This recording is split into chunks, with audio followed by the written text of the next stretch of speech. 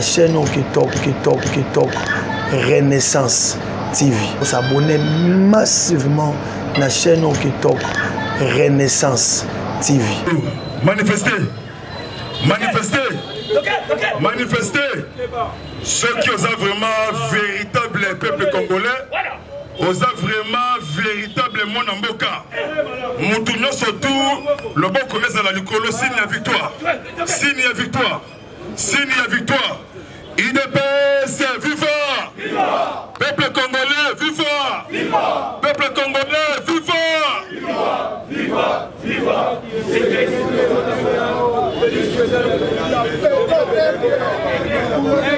Fatim Pepe, Fatim Bongue, Fatim B. Bikirouche, acclamé pour le chef de l'État.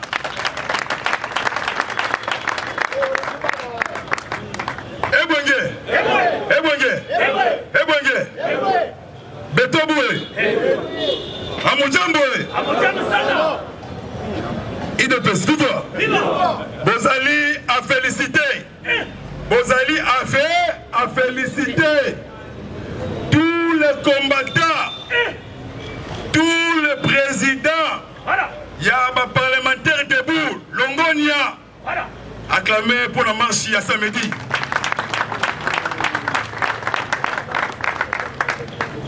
Toyebisaki Bango, Tango Totaki, Remontarga, la Genève. Pour le président époque IDPS Fati a retiré signature. Papa Etienne Wamulumba, prophète politique. Alors qui mokolo état de droit et kokota namboka. Batuba Robima Samodo train. Dozali ba combattre pyramide renversée. Auto mettre fin. Surtout dans l'antifa Valère. Il y a une mission. La dénonciation, surtout les anti-valeurs, naba criminels, Bamata, Bakita, Namaya, Fatina Cardinal, Bandazali, béton.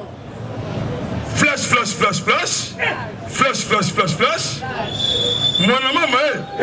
Mon maman, la population congolaise. Quinoise et Quinois, mobilisez-vous et prenez-vous à charge. Lis sur le colon, Yalis. L'année tous les mouvements suspectés. Il y a des Rwandais, il y a des Mbororo, il y a des Tanzaniens, Bazambiens, Lokola, Soriano, Danyano, Nissim, Alliance Moïse Katoum. Élection 2023. Ce qui est Rosala. Fatigué. Recensement général biométrique. Et maintenant, les Congolais, dans les étrangers. Noël Tchani, Akatimaka, Makamou. Il y a des journalistes, kabilistes, rwandais. Ces journées dans le Lubumbashi. Autre monde n'a pas de médias. Après qu'on va Boussoba, pour les étrangers va postuler opération de Ebinda. Acclamez encore.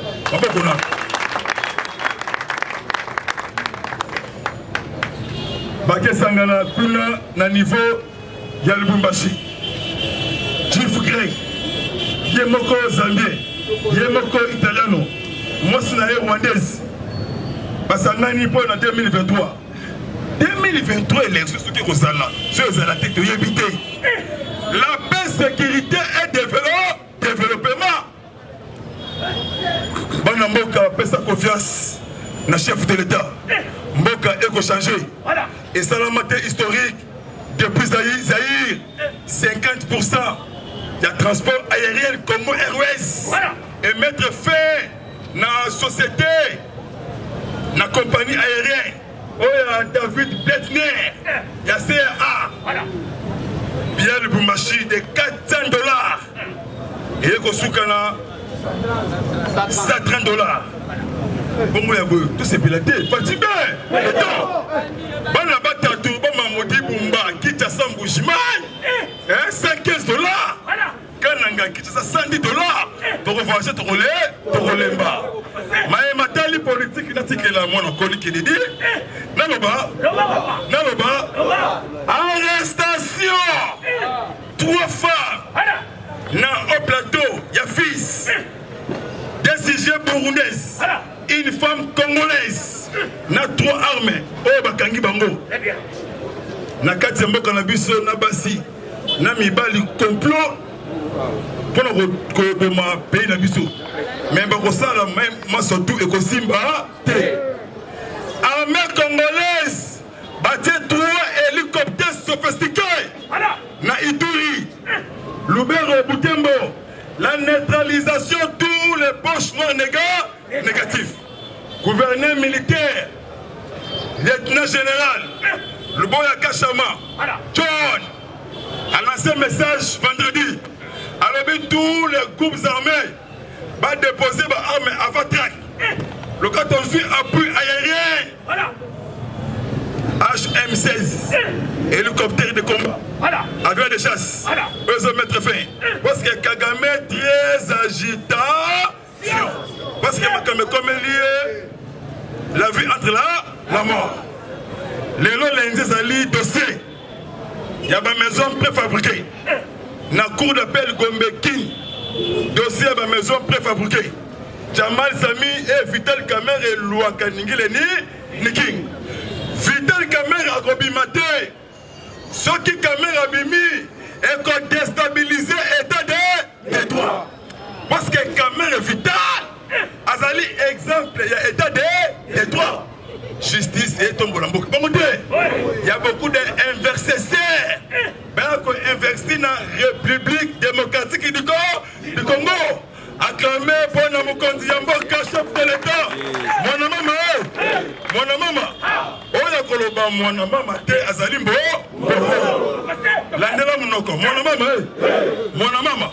Mambu maso. Batu lampaka ba munape. Naloba. Chef de l'État. Samedi Ambaki, les ambassadeurs crédités. Nakitasa. Fati Alobi. RDC a été candidature comme membre permanent au Conseil de sécurité des Nations Unies. Fatime acclamé pour chef de l'État. Congo, les alliés pays puissance mondiale économique. RDC. C'est quoi comme il peut décider, comme les États-Unis, comme Chine, comme Grande-Bretagne, comme Russie, il avance plus fort.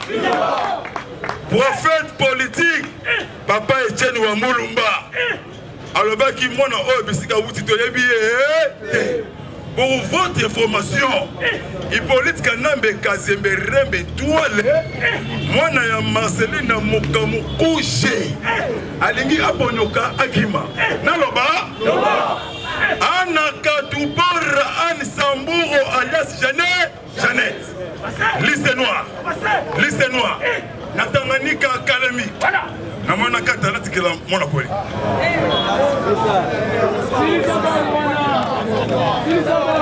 Manifester. Hippolyte, dans le système, il y a victoire. Le système, il y a vie, il y a victoire. Manifester. Peggy, tombe la caméra, on a peuplé, on a combattu la victoire, il y a pouvoir. Victoire. Mon maman. Mambu Maso. Moi, si il y a Hippolyte Kanambe Kazembe Olive, interdiction à Kende na tous les camps militaires, même na Kinshasa, même na Este, Mobali na Ye na Kingakat, Mwasi Goma Lubumbashi, liste du Kolo Yalis, sécurité, l'andela mouvement no surtout, il y a des infiltrés, l'andela mouvement tout. Il est payé, c'est vivant. Aïe, ça nous tumbate. Aïe, ça politique. Yoke l'isolo. Olive Lembe, séjourné na STRDC. Toboy menace. Il est payé, c'est vivant. ni non tous les gars on a pas les gars Olivier Lambe séjourné na SD Hippolyte Kanambe Kazembere Toile na Kingakati donc moi si na ye aza na liste noire na plusieurs dossiers oyo batangi kombo na ye na makambo oyo ezali ebele bauti kokanga vendredi boyebi na Béatrice na nsima wana eza na agence moko kombo nango Exode Business bakangi 7 personnes na bateni militaire na ba béret rouge na ba web na ba bottine parce que chaque vendredi Air Rwandaise eza la cascade na Congo Brazzaville et ya ka mardi vendredi. Pourquoi? Il y a une complicité. Donc c'est un ministre intérieur. Biso ba président du Parlement debout. L'idée de masse. Il y a une mission pour rassembler la population congolaise. Coopérer conscience. Il y a une moka. Basa la réforme rapidement au sein de la police. Même dans Bichingobula. Il y a des infiltrés. Donc DG Miyakuna. Azali corrompu. Fidel Kamera Obimata.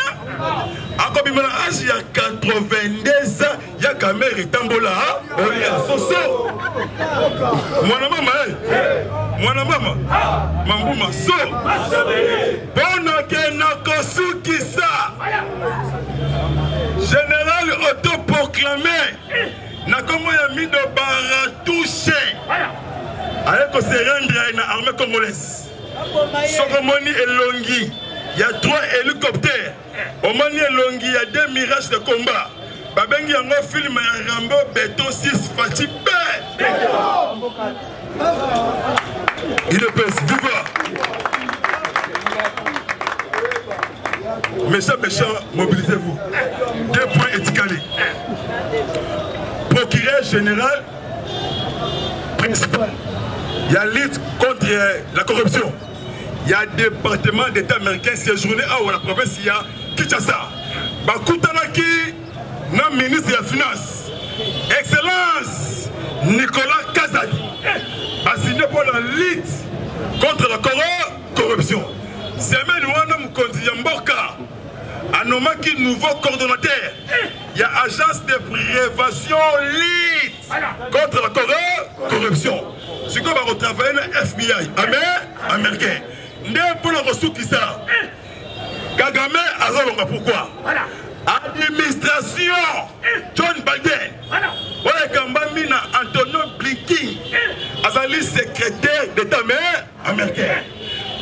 Mbaki Bana Aberimana, ancien président rwandais, va imposer Kagame transition na Rwanda, sans Paul Kagame pour la paix na région Yagala. Ne fati bientôt à l'objet congolais surtout à Kolimba. Fais sa confiance dans Fati Béton, fais sa confiance dans l'IDPS. Au Moko Bolingo, ils ont fait la force. Division est à la musique. Jalousie, la haine est à la musique.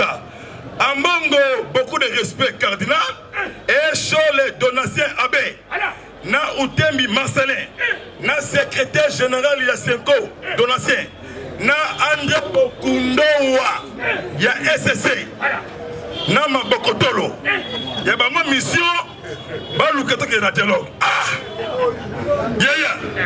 Dialogue avec qui? Avec un criminel. De rejeter tous les idées ya dialogue. Olingi dialogue aux avions pe kiti. Mbomate. OK, Rwanda. Ozali mboka ya ba Congo, ba Congolais. Donc ça les 5 quelques dialogues. Et baisser le comment mandat Fati zali tina 2040 ngaidi. Izali kolonza Zambie. Mwana koli. Tolika.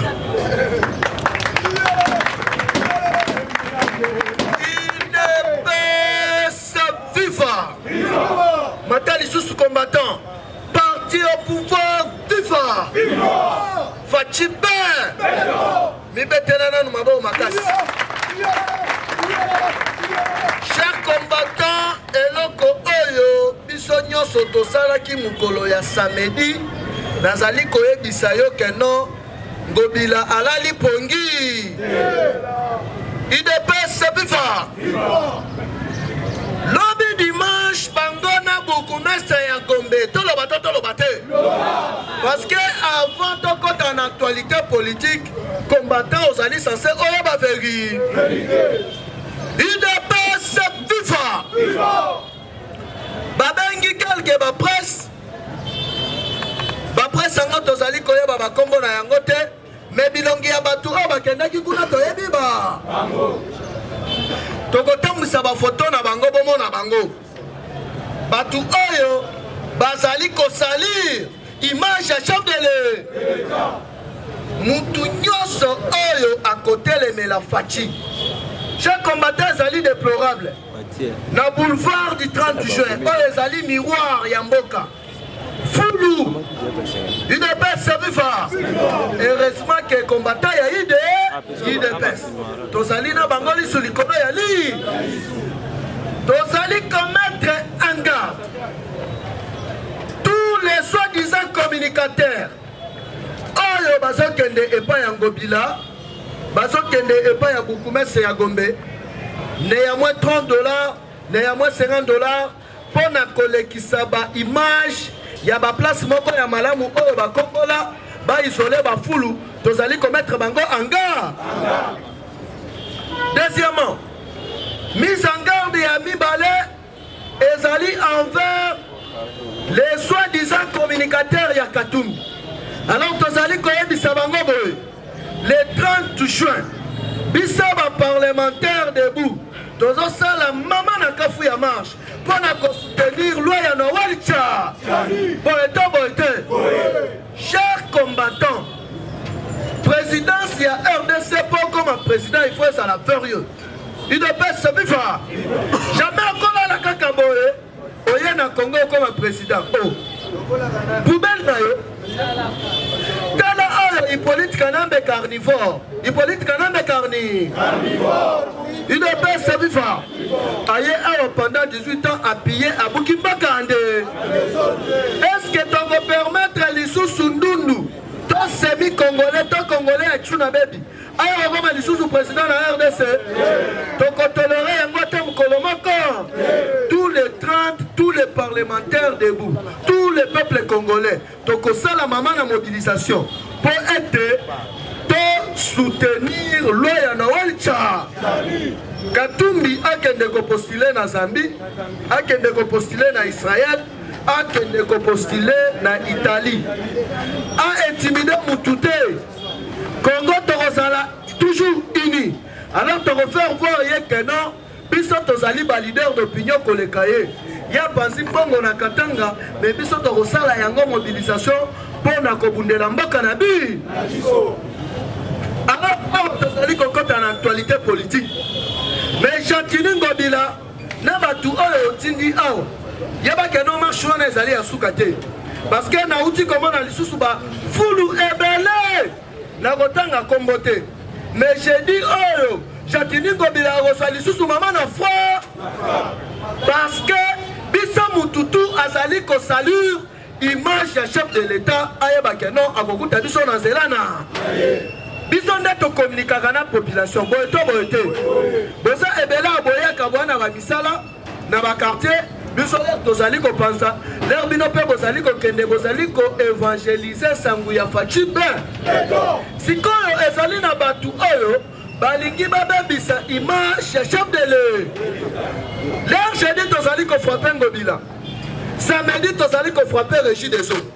Régis des Eaux il faut yebisa biso pourquoi moi ezali kobimate il ne peut se vivre l'autre profil c'est la Régie des Eaux toya to attaquer snel baya bisa biso ba délestage ezali ko uta wa courant na biso ba pays français bazali na yango mais biso moko ba kolo courant nini ezali ko frère parce que na cité bazali ko bebisa image à chef de l'autre Robert à Régie des Eaux na snel tozongeli lisusu Jantini ba fou boyeto donc la sikoyo le bako ganga base.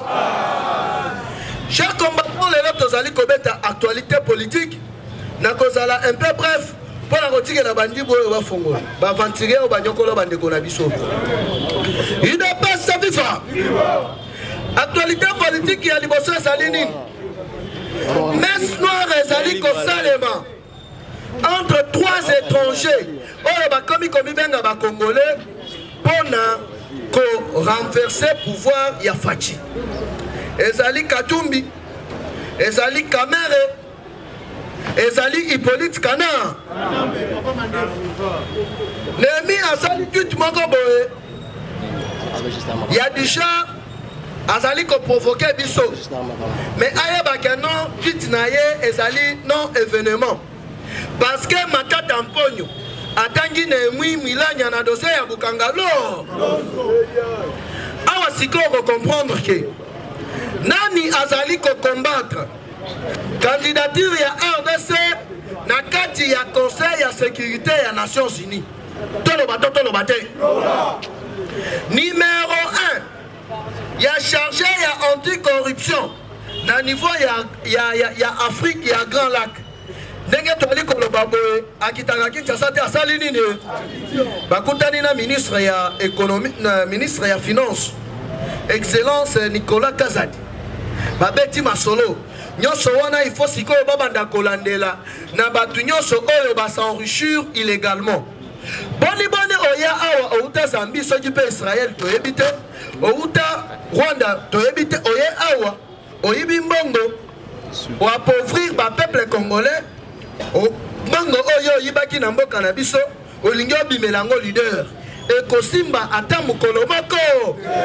yango tozali commettre tous les communicateurs ya Katumbi en garde moto akosala erreur ayebake non akokutana na biso na nzela na chez combattant wa sikoyoka États-Unis d'Amérique ali pays oyo atravoyaka na ba plusieurs consultants idée ya Fachi oyo azwaka courage ya koloba tuo na niveau ya tribune ya Nations Unies koloba ete ezali inadmissible ezali inacceptable ya kotraite makambo ya Afrique sans que ba africain bango moko basa UDPS viva ayeko bakisa lisusu ezali inacceptable ya kotraite makambo ya ba congolais sans que ba congolais bango moko basa du mukolo ya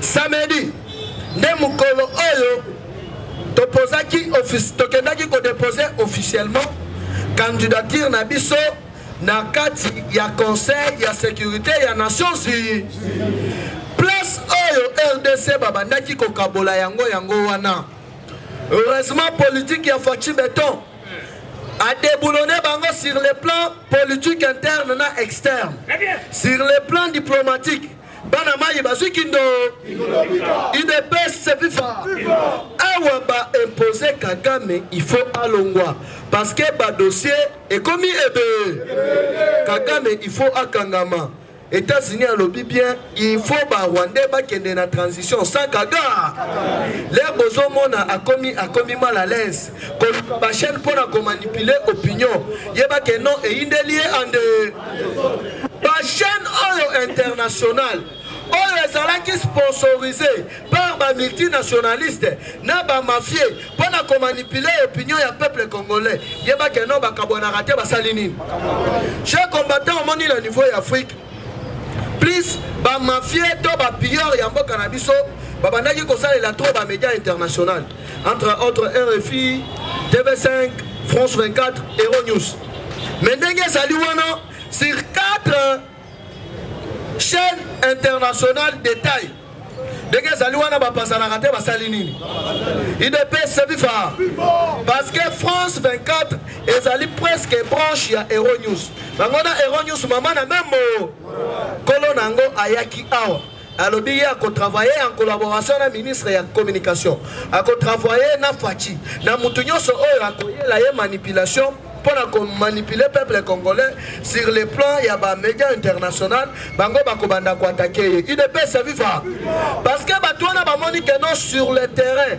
politique na bango ya manipulation ya lukuta batimeli yango de sikoyo ezali na bagarre na guerre froide moko ekomi kolekana entre Hippolyte Carnivore na Paul Muchopi il ne peut se vivre bazo wela nini bango nyonso mibale Kagame na Hippolyte Kanambe bakomi kolbanga sepe awa ndenge toali koloba awa le 28 juin nde bali kosala remise et reprise ya procureur général ya CPI madame Fatou Bensouda na l'actuel oyo azali monsieur Karim azali anglais mais d'origine arabe il ne peut se vivre donc d'origine maghrébienne africaine il ne peut se vivre mais azali anglais parce que abotami na niveau ya Angleterre na papa na bango azali anglais yesiko muto azokoma président ya CPI officiellement nini yango siko ezali kolekana to loba te politique est combien elle tous les dossiers sensibles na mesa dossier ya liboso ezali dossier ya génocide oyo Hippolyte Kanambe na Paul Muchopi basali na niveau ya est ya mbo deuxième dossier ezali assassinat ya des experts ya troisième dossier ezali dossier ya UDPS vivra assassinat ya Floribert Chebe na plusieurs généraux na officiers selon ba enquête ya BBC balobi bien na RDC pendant 18 ans ya Hippolyte Kanambe plus de 6000 officiers congolais morts par poison par torture 6000 officiers congolais il ne peut se vivre et puis 6000 officiers congolais wana remplacé par les officiers rwandais. Il ne peut se vivre. Yango wana toali koye bisabino keno film et bandi. Ah, si ko place nazo chitele pour na kotike landeko Kennedy abeta pe moi elo. Chers combattants, Fatou Bensouda azalaki mutu oyo ba multinationaliste na plusieurs pays ya Europe na ba multinationaliste américain babandaki ko sangisela mbongo chaque fin du mois kopesa po batika Kagame à l'aise na Hippolyte Kana oyo sikoyo aye azali boye logique alobi makambo nyonso etali génocide na mesa sikoyo Hippolyte Kanambe na Paul Kagame bakomi na guerre froide awa yeba keno Kagame abimisi sikoyo acte de naissance ya Hippolyte Kana aboyi akufoye mo politique comme elle est soki bakobomana babomana na ba ya bisoni akamati acte de naissance ya Hippolyte Kanambe né en République des Rois il ne peut se vivre sikoyo bandabula nini yo okoma Congo ozobundisa fachi mwana yako papa na bango toyebi mama na ye toyebi yo papa na yo na mama na yo na tikela biso makele tombola loboko ganga bas nazo yebisa yo cher combattant mikolo yo ba jeune garçon basepeli maka ba parents basepeli maka boyebi pona nini nazo yebisa yo facture ya libala na Kinshasa eki parce que avion prix avion eki et comme na dragué yo na yeshebino pesinga facture ya $5000 na yebiso ozali liboma na mutuna na kabati $150 na kasaye yebela ide pesa pizza na yepa na bino na bala opesinga facture ya $6000 na yebiso papa facha facilité biso ta ayaki na gratuité ya enseignement abakisi lisusu gratuité ya ma ide pesa bifa na kamati volanga inde na ijofa kuna ata 300 ya pamba na sali na madame ide pesa bifa kopi ya bakosenga ba facture rebele abue fachi libanda kati azali ben gaina bino lo